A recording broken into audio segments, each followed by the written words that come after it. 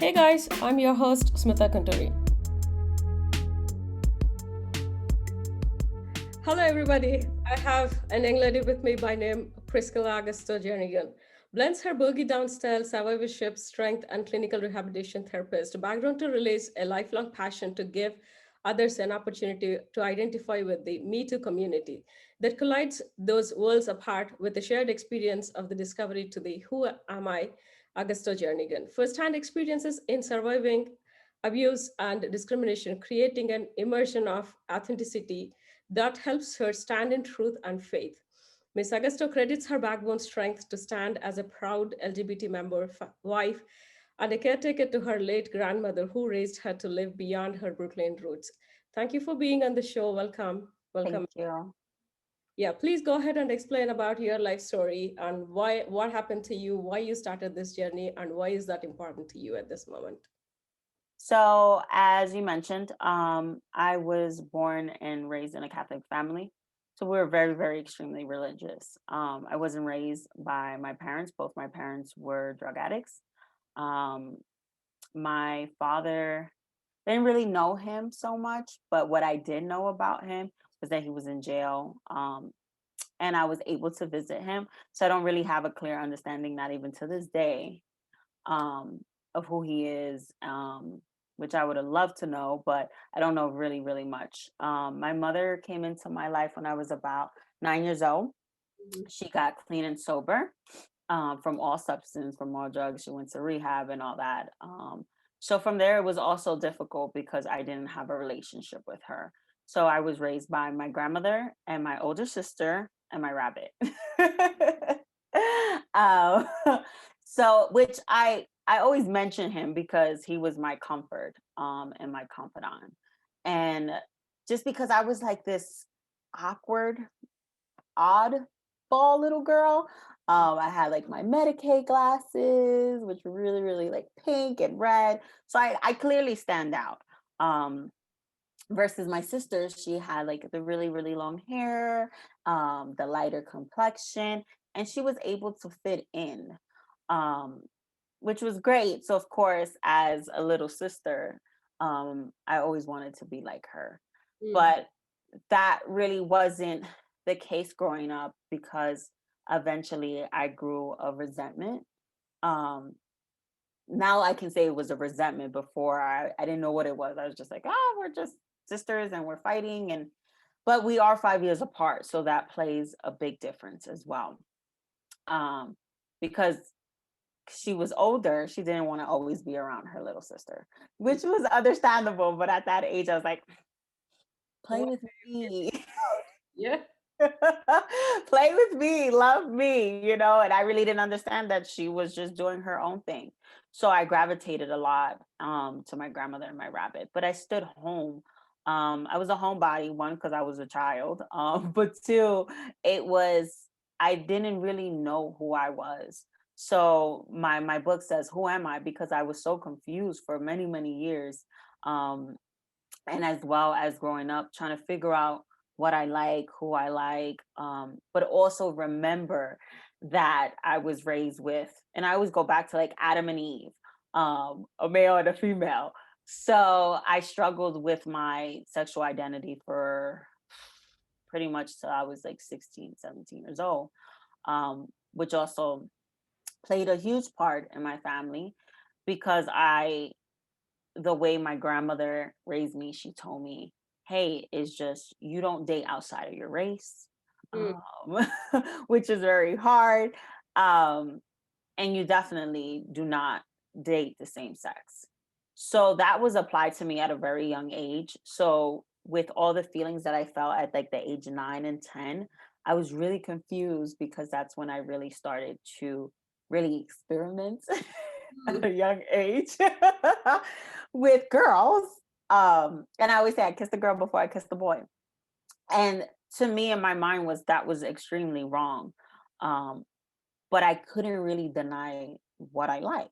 Yeah. Um, so I had to be able to not really say anything. So I confide a lot in my rabbit because he doesn't speak. So that was perfect. And I didn't have a best friend. Today I'm blessed to say that I have about 8, because I feel for me a support system is huge, and we gravitate to humans, period.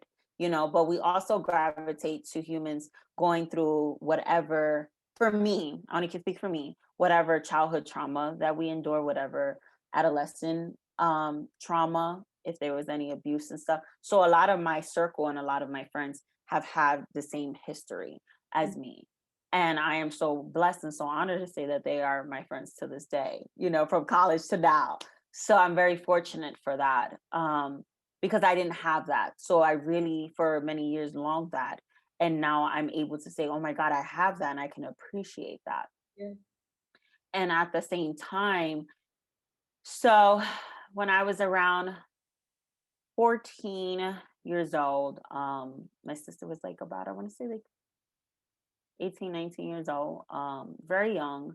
She met this man, um, and he became my my trauma. That was where my trauma started at 14.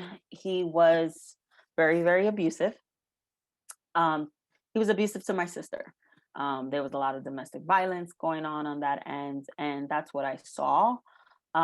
So again, growing up thinking, oh my God, is this right? Is this wrong? What the heck is going on with me? I don't even know why I'm attracted to women or why I even feel the way I feel.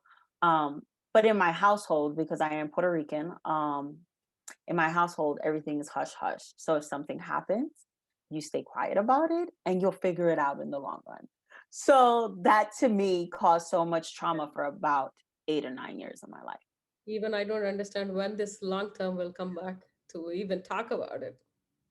I know, and it's hard because for me, writing was an outlet, but it wasn't supposed to be something for me to, in my mind, was, oh, maybe you'll do podcasts or maybe you'll be able to even publish because of that stigma, being able to tell your story and not have so much judgment Yep. or and a lot of guilt and shame that comes behind that because at 14 I was developed more than the other little girls, I would say. So for that, for me, I was just like, well, maybe I put myself in a situation, because I was developed. And I'm extremely, extremely to this day friendly. So I can talk to anybody and everybody, but I don't come from a negative place or a negative energy. It's just more of exactly who I am, So I think people really, when they gravitate to such a person who's like, oh yes, like I want to talk and I want to be able to express, they take that as, oh, well, she's flirting. So she must want me. And I'm just like, that's really not the case because I was still young and I was still a virgin. So I don't know who I wanted at that time. Um, so about 14, my first experience was I went to one of my cousins. She had like this little, she's a good singer. And I went to go see her and I dressed more really boyish at that time. Again, because I don't think my grandmother knew how to really dress me because of my figure. Okay. Um, so I had like little t-shirts and so this day I wanted to dress up and I wanted to feel beautiful and I wanted to feel pretty. And I wanted to see what it was to be in like a little dress or whatever it was. So that day I went and I had such a great time. And I came back home and my sister's husband was there and he's also Hispanic, but he's more darker complexion. Um, and he asked me like, how was your day? And I was just like, it was great. I had such a good time. I was able to, pass curfew as long as I was home by 9 o'clock. But my grandmother and my sister was talking in the room. They were I think they were talking about like the wedding because he did propose to her and stuff like that. Um, but he was interested in asking me what was going on with me. So again, he lives like literally across from me. So it's not even like up the street, it was across the hall from me. Hmm. And he said, you look really nice. And I didn't think nothing of it. I honestly didn't. I was just like, thank you. Getting ready to go take a shower, go to sleep. And I remember this day so vivid, and it's so fresh in my mind. He left his wallet, and he called, and I answered, and he was like, "Hey, can you bring the wallet?" And again, at 14, I didn't think nothing of it, because it's, for me, it was a stupid wallet. Let me give you your wallet. Let me go home and go to bed. So I went, again thinking nothing of it, and it was extremely dark. And I am very, very extremely naive. I am also grateful for my grandma sheltered me so much, so it was to the point that I really didn't even know any better. So me going there was really harmless. So I said, "Oh my God, like what's going on? Like there's no light, there's no nothing." But okay, okay, fine. All I saw was from the hallway to the room, just a little bit of light. And again, I talked about his complexion. There was a ladder that was in the middle of the hallway, and I literally bumped into the ladder, and he was there, which I felt that was extremely weird, because I was like, okay. So they gave him the wallet, and he thought that that was a great opportunity to pin me. Um, and I remember that I was just by the ladder, and I felt helpless, because at that moment I said, everything here is going to go downhill. And to be mindful that I was a virgin at that time. So he was groping me, and I was just like, this is just not right. But I felt paralyzed. Yeah. Um I couldn't move. I think of in the inside was like screaming for help. And I thought I was probably yelling, but I wasn't. I literally froze. And from that day forward, I just felt like, gosh, is how it's supposed to be? While this man is groping me, literally 30 feet away from my sister. And she's in the other apartment. And so he lifted up my skirt, and he touched me, and I was just like, please, like stop, like this is not right. And I would never forget these words, because will always stay in my head, even though I have like dealt with it and talked about it and addressed it. It would still always stay fresh in your mind. And for me, he was like, well, you could lose your virginity just like your sister did. And that to me broke me, because that wasn't the goal. I didn't want to lose my virginity to him. And I remember the door opening from my grandma's house, and I said, break free, Priscilla, break free. um and I remember tripping, and then I remember like bumping into my sister, and she looked at me, she's like, what the heck is going on? And I cannot lie for my life, but to me there, I was just so paralyzed, and I was like, oh, I just had to bring the wallet. And I think your light just like blew, and I left, and I went and I took a shower, and I cried for about 2 or 3 hours. um and a little bit prior to that, my grandmother was sick and diagnosed with colon cancer. We didn't really know to the extreme, but she was really fatigued, but I just really thought it was like she was getting older. So I didn't think nothing of it. And I just remember being in my pink tub, because I have a pink tub, crying for hours, because I was like, how do you even address this? How do you even bring this up? Why would you even bring this up? Um, and I deprived myself for a while, and I was like, you know what? Like maybe it was just all in my mind. Because my family always says I'm very dramatic, which they are correct. But to that magnitude, I just remember like, oh, I have to learn how to submit to men. Um, and that was hard for me, because again, I was still struggling with my own identity. So I remember just going to sleep and just saying, thinking nothing of it. And 2 days later, again, the little naive 14-year-old that I am, um, I was on the computer, and I heard a knock on the door. My grandmother was away. I don't remember where my sister was at. And so I was raised in New York, so we had like them little peekoes. So Mm. I looked at the peacock, and I saw him, and I immediately became paralyzed again. And my grandma always said, if if I'm not home, you don't open the door. And he was like, hey, your grandma's up the street with some groceries. I just got to drop these groceries, and I'll go. And foolish me went and opened the door and saw absolutely no groceries. And I tried to close the door.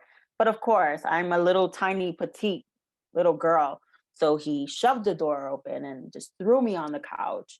And my grandma's couch has always had like plastic on it, so you can hear the struggle with the plastic. And I was just like, why are you doing this to me? Like, what am I doing that is so wrong that you think that it is okay? And he was just so forceful and was like, I just want you to lose your virginity to me. That's all I want. And I was like, you are going to get married in a couple weeks to my sister. And he said, so, and I just remember like my body just went like a shrimp. I was just like, if this is the way that it has to be, what else can I do? I didn't have a voice. I could have probably tried to fight him, and I did, but that wasn't working. And I always believe in a higher power, and I always say that my higher power always is able. He always comes in the right time. Um, so he was groping me, and he like took off my shirt, and I felt his hands, and I felt his private parts on my body, and I was just like, this is going to happen this time. Like I was really convinced like I guess this is just what it is. And he pulled his hand down his pants, whipped out his stuff, and literally was trying. And I fought that day so hard. And I was like, no, like this is not gonna be. This is I'm gonna go with the fight. And I remember just grabbing some strength. And as he's struggling and pulling my panties to the side, I can feel it, but it didn't necessarily go in. But I didn't know. I was just like, I felt something, but who's to say? Um, and again, my door went wide open. And I was like, whew, and he ran to the bathroom. And it was my grandmother. And my grandma's like, what is wrong with you? And I was just like, uh, nothing, he just came to just drop some stuff off. And I think she kind of had an idea, but again, denial goes a long way. Um, and I think for her was more of, well, if she's not going to talk about it, we're just not even going to address it. I'm not even going to ask what's going on. Because the hope and prayer is for her to say that nothing is going on.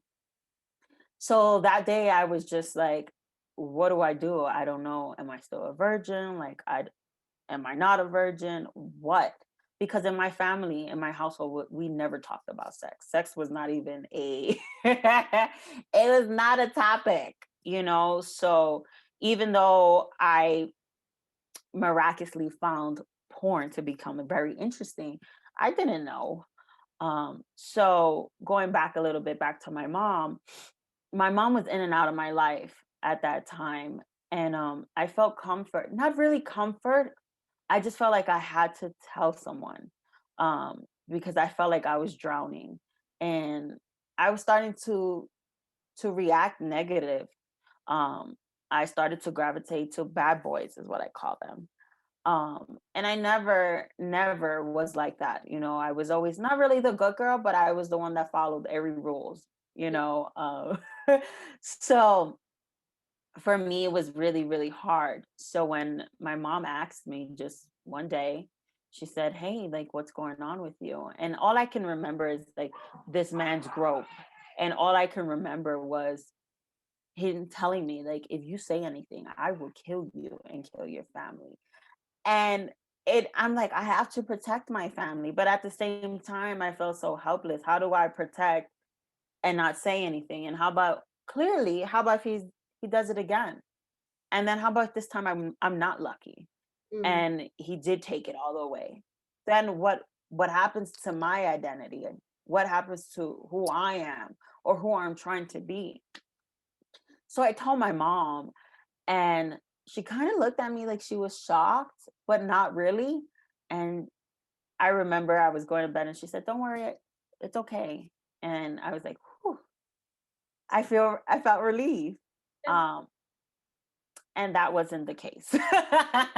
So about maybe 15 minutes later, my sister drags me out the bed and clearly just beats me, because she couldn't believe that I threw myself on this man, on her soon to be husband.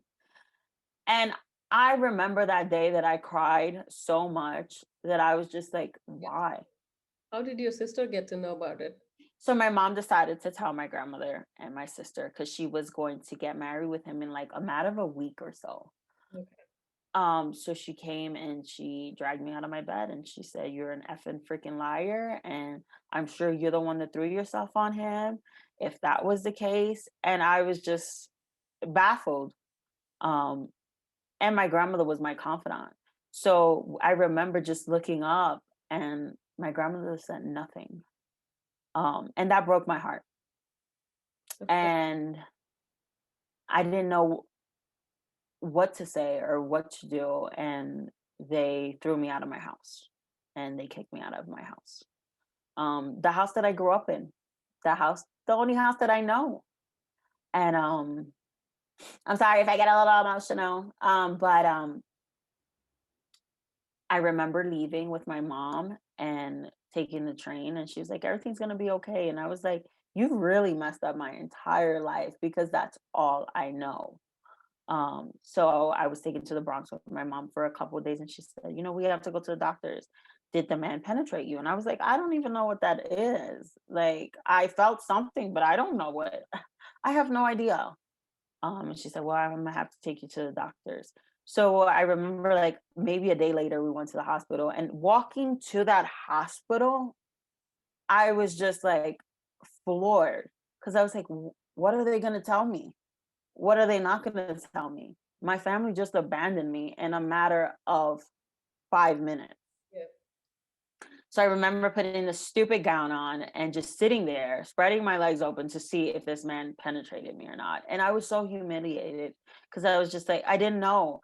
And the person that I gravitated to wasn't even there. So a lot of resentment started to build up for me. Um, and they told me, no, everything is fine. There's nothing to be concerned. You're still a virgin. Fantastic. But even them telling me that was a relief, but at the same time, I was so violated and I felt so abandoned that I was just like, where do we go from here? Does this continue? Do I even go back home? Do we even address this? And I think it was maybe a couple days later, I went back home, and you can tell that the atmosphere was changed. Hmm. Um, Nobody talked about it. Nobody asked me how I was doing. It was more of, here's your breakfast, here's your lunch, here's your dinner. Go to school, do what you have to do, and that's it. And it was dead silent. We used to always eat together, and literally nobody talked. Um, until maybe a week later, I was so excited for some attention. So my sister pulled me to the side and said, "Hey, would you be the maid of honor?" And I was just like, "What? The maid of honor? Like, you have to be kidding me. Like, this has to be a freaking joke." Um, and silly me just looked at her and said, "Absolutely, I would do it." Because what we do, we protect our own.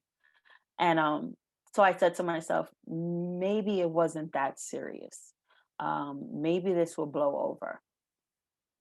And before then, we were looking at wedding dresses and stuff, and I was just standing there, just saying, "Gosh, not no one has asked me how I felt about this, or where I'm at with this." And I thought it was a big slap to my face that you asked me to be your maid of honor. Um, but because I am a people pleaser, and I used to be a people pleaser, thank God I live differently today, but I used to be a people pleaser. So anything for my family, I was, yay, let's do this. So I felt like I was dying inside, but still, I was still going to school. But I looked at everyone different and I looked at life different.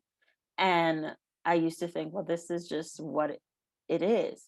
So eventually, I thought that the behavior was okay, and I thought what he did was okay. So I really gravitated to him. And I said, well, she wants me to be the maid of honor, and he wants me to lose my virginity to him. So that's fantastic. So I guess then I'm supposed to fall in love with this man. And I always say my thinking was not right, but again, I was 14. And so I remember this day, and there was a lot of shame that came with it. And I remember writing to him before the wedding, and I was like, well, I guess this is how it's supposed to be. So I'm super in love with you, but what do we do from here? And of course, there was no response. um, and again, I felt sad, and I was just like, I can't do anything right.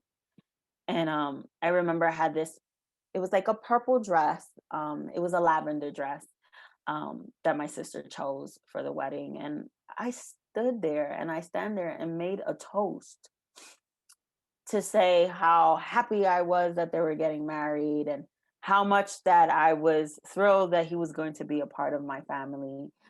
And deep down inside, I was just like, why are you doing this? Why? And again, no one asked me if I was okay. And I thought that if I did the toast and we danced and that I would get my family back. Um, and for that night, I did. I was able to dance with my grandmother and laugh with my sister and even look at him and I would say, put my shit to the side. But again, after that night, he left with my sister. They moved. Um, and I thought I was free, but then I felt trapped inside. I felt so trapped because I was like, what do I do? I just told this man that I think that I'm in love with him, that his behavior was okay. He took my sister to a different state, and now it's just me, my grandmother, and the rabbit, and me just lost in my thoughts. Mm. So I want to say about a couple months later, um, he resumed and he came back. And I was at the bus station and I was in summer school. And I remember this day again clear because I think when it comes to trauma, even if you've talked about it, it's still fresh and prevalent in your mind. And I remember him pulling up in a little white car, and I didn't know who he was because I thought he was in a different state. And I was waiting for my bus, and he rolls down his windows and he says, get in the car. And again, I felt like I died that day again. Um, and I was like, no, I'm not doing that. And he was like, you're gonna get in the car or I'm gonna fucking drag you in this car. And I went because I didn't want to show. I was outside. There was no need for a show. And he asked me, he said, like, where's your sister? And I'm like, I don't know. I thought you guys were married. And he was like, where is she? You know where she's at. And generally, I didn't know where she was at. I didn't even know that they were separated. I didn't really know. So he said, I'm gonna pick you up after school. And I remember going to school and being in my math class, and I was just like, how the hell do I get out of this mess? Like, what do I do to get out of this? How? Because it was like maybe 6 to 8 months. And I thought, like, okay, out of sight, out of mind. And I left early because I didn't want to deal with it. And I had a friend. I would say she was a good friend back then, and she was like my little rebel. Always got me out of my little shell. I remember she said, "Let's go to the park," and I said, "Okay." And when we was coming back, guess who was driving? It was him and a friend, Mm. and he said, "Get in the car." And I was like, maybe not even a block away from my house. And at this time, we found out that my grandmother was actually sick with colon cancer. And I said to myself, I'm not going to put her through this shit. And I refuse. So I'm young. I'm able to handle all this. And I went in the car. We went to his house and he said, I'm going to ask you again, where's your sister? And I told him, I said, I genuinely don't freaking know. Like, I don't even know why you're here. Like, I don't even, what is going on? So his house was his mom's house. So his friend said, hey, I'm going to go grab something in the store. My friend said, I'm going to just watch some TV. And I try to give her that look, like, please help me. Like, this is not going to end well. Um, we were kids. She didn't know. She was just watching TV. And I remember him telling her, put the TV loud. And she said, okay. And he said, you need to come to the room with me. And I went and he shoved me down the bed. And I said to myself, if it's gonna happen, let it just happen because I'm just so tired. And then I kind of looked over and it was dark and I was like, what is he doing? And he was messing with a drawer and he pulled out a gun. And I said, and this is where it ends for me. Um, and he said, I'm gonna ask you again. And he had the gun to my face and said, where's your sister? And I just closed my eyes and I told him, just do it. I said, just do it. Like, I don't know how we could even come back from this. Just freaking do it.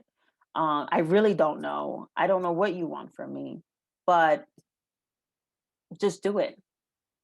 And I don't know, again, like a part of me was like, this is not the end for you.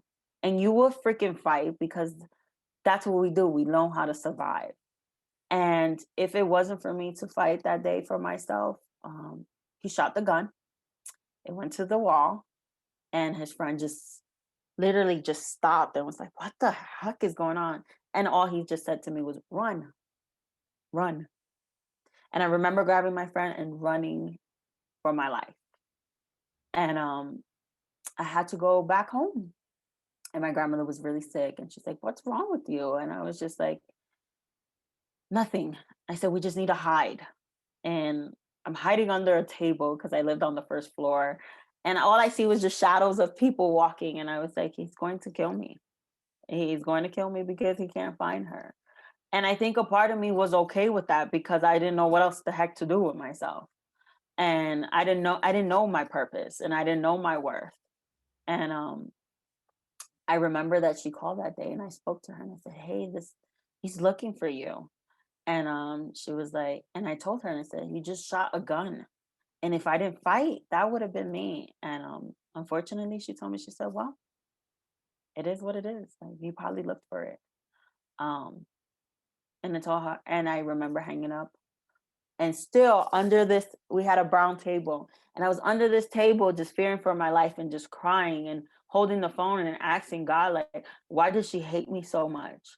Um, what have I done to her that she's not able to be here with me? And she understands that my grandmother's sick. And I had to literally take care of my grandmother while she was sick. It was just me and her for a very long time. Yes, I had outside help, but at the same time, I witnessed that. I went through that. Um, so I was struggling, and I just kept getting private calls and private calls and private calls until he called. And he said, "Well, are you coming out?" And I said, "Look, I'm tired. I'm so freaking tired that I don't want to do this with you no more. My grandmother is dying. And I don't, why would you want this to be the last picture of her, remembering that you just killed her granddaughter?" And he said absolutely nothing. And I think he waited there for a while and I did not leave. I remember it was like maybe 12 o'clock and it was nighttime and I was still under this stupid table. Um, and I was so scared and I didn't know what else to do. And I don't know. And I just, for years after that, then I didn't see the man no more um, until I went to college. And when you think about not really addressing it or someone saying like, "Hey, well, I'm not even going to advise you therapy or for the household to speak about it," I thought I was okay until I was about 20, well, maybe 20 years old. And I was with one of my friends and I walked in McDonald's and I became that fearful 14-year-old again.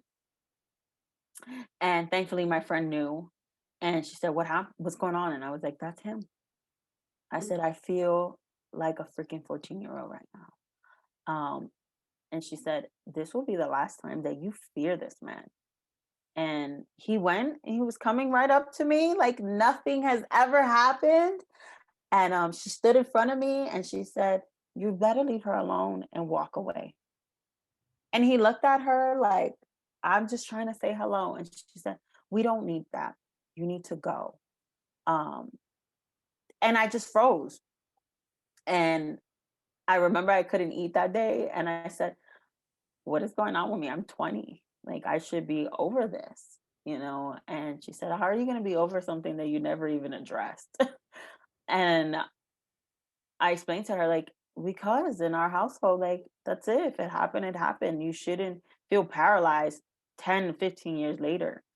Um, and I was, and I was scared again. And I felt like I was that child again. So I remember that maybe a week later, I told myself that I would not fear no man and I would fear nobody at all. And I my sister was going through a situation and I said, you know what, I'm gonna be there for my sister. Even granted all the BS that we've been through. Again, that's my sister. She's my blood. Um, and I'm always gonna be there, no matter what. And sometimes I forget that I have to sit and pause and think of myself. Um, so I wrote him on, I think it was like MySpace or Facebook, and I told him, I said, I forgive you. Um, I don't expect a response. You probably don't even remember what you did. I'm sure you do. Um, but at that time, he was really heavy into like cocaine use. I didn't know what the heck that was. So to me, I was just like, the man is, he didn't look like he was under the influence. But again, I don't know what under the influence looked like at 14. Um, So I wrote to him and I said, I refuse to continue to give you this power over me.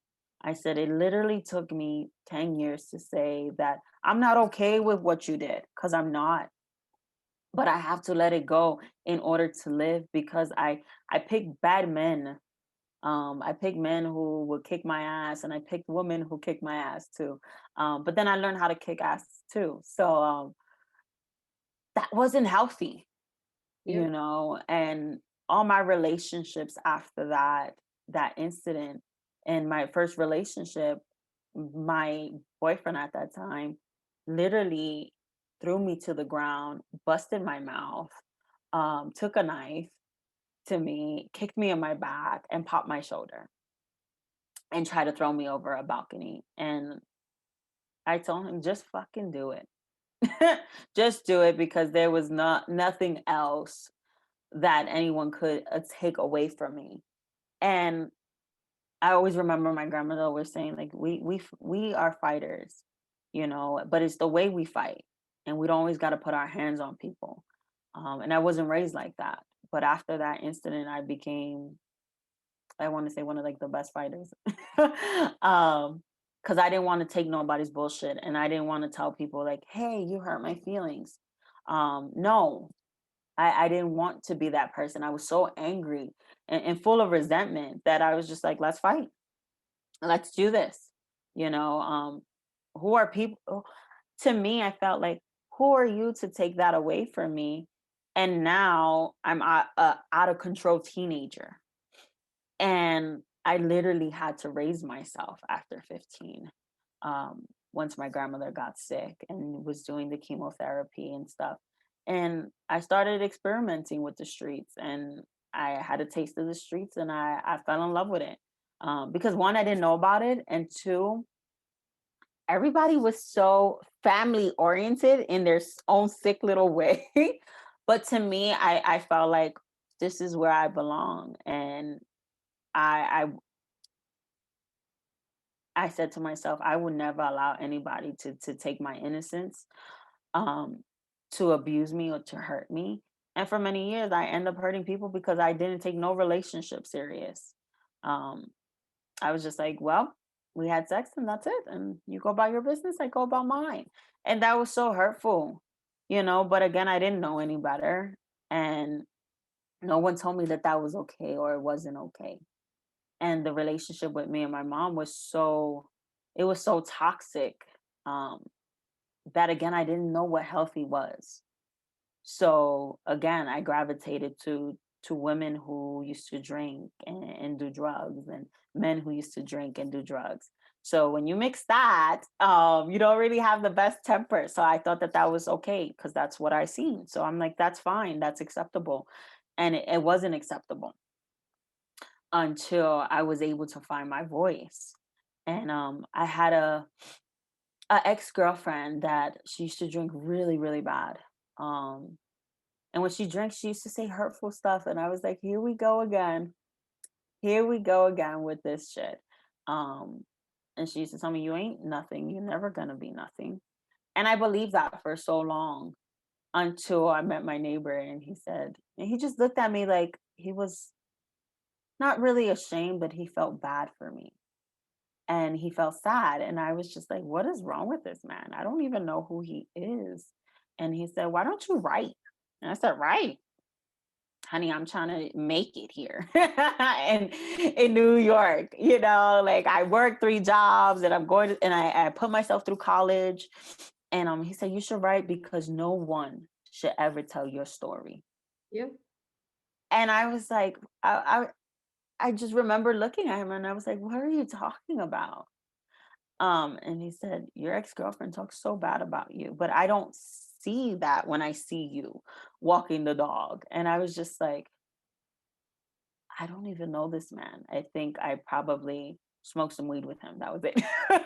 But other than that, I really didn't know who he was from a can of paint. I can't tell you that that I had a conversation with this man.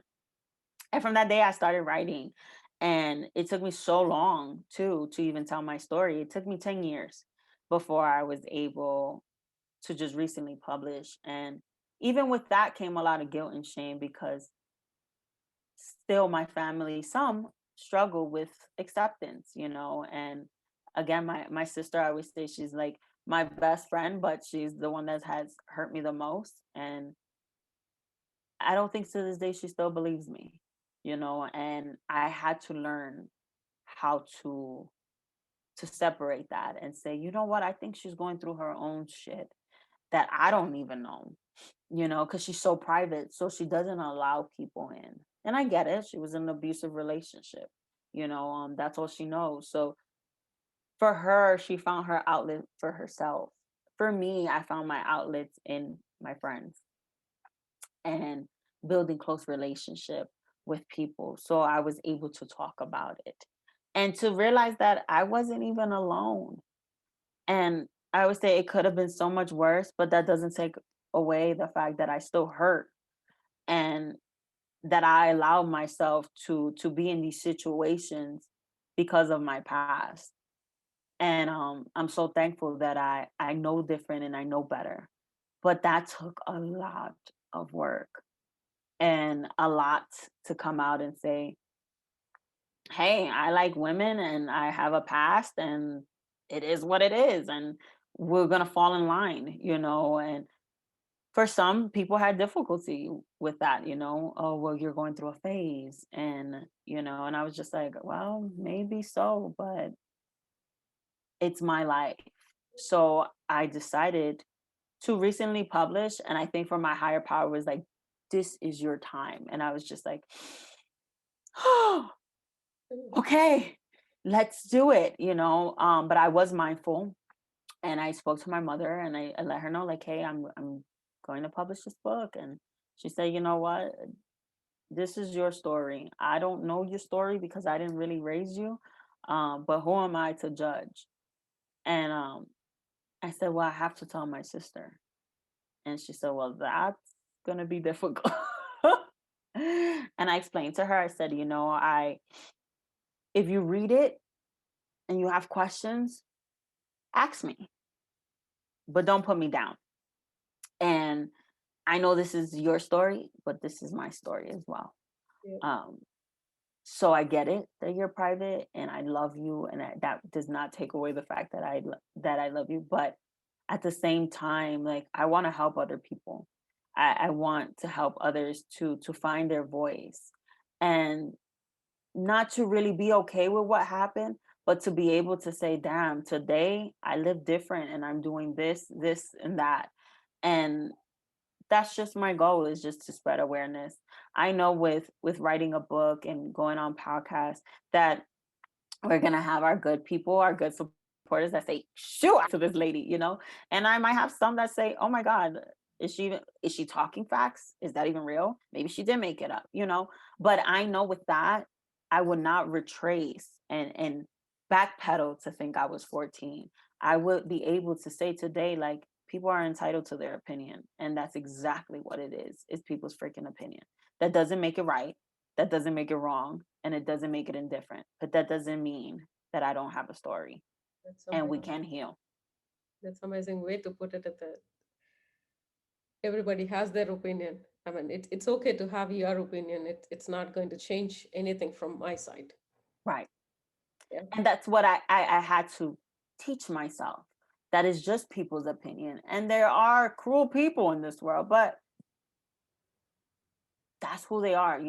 My mom always taught me, you can't fix people, you can't change people, and you can't control anyone. You are responsible for you. And I live by those models. And as a therapist, that's what I try to teach my clients, is to find hope, and to find peace, because it doesn't matter to me as much money as if I was to have or not have. If I don't have peace, I don't have nothing. Yes. I always say, if my mental, my emotional, and my spiritual are in balance, then I am in balance. Yeah. 100%. So I always say, check your motives, Priscilla. Is your motives pure?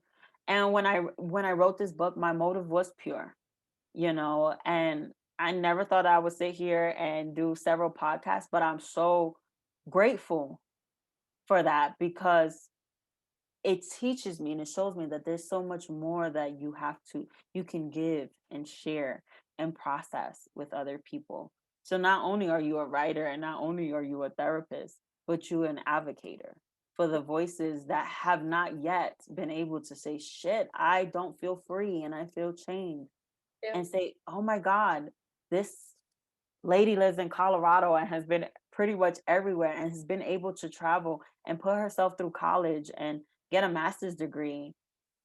And that doesn't mean that I don't fight with my own battles. That just means that I know how to handle my battles differently. And I don't accept people that disrespect me. And just because you have your opinion doesn't make it valid. Yeah. And I'm open to people's opinion, doesn't mean that I'm a people pleaser. Today I'm grateful that I live different. I just want people to be okay with self. I want I want whoever listens to this and reads this to be able to say, gosh, I can live different today.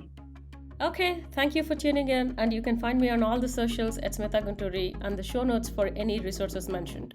See you next week. Take care.